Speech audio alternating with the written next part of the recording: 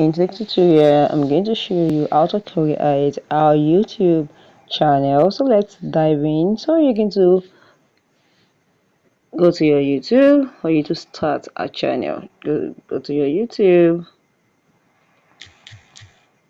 open your YouTube, and this is it.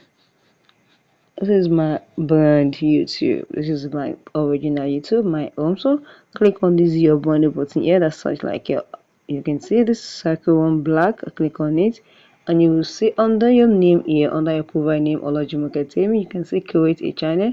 Click on it, click on create a channel, and how will you appear? You're gonna put your picture, you're gonna change anything here, just put anything you want to put picture. Put pictures. I'm going to put a random picture here now. I'm going to click on my gallery.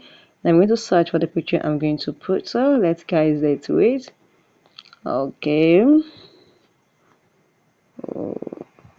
Confirm. I'm going to put my logo there. And this is it. Save as profile picture. And that is it for my channel. This is the name. Want to change any name for your channel, you can change the name here. Once you're done with everything, you click on create channel, and this is it, my guys. It is very simple. I have created channel on my YouTube with easy access. So guys, if you found this video helpful, click the like, comment and share.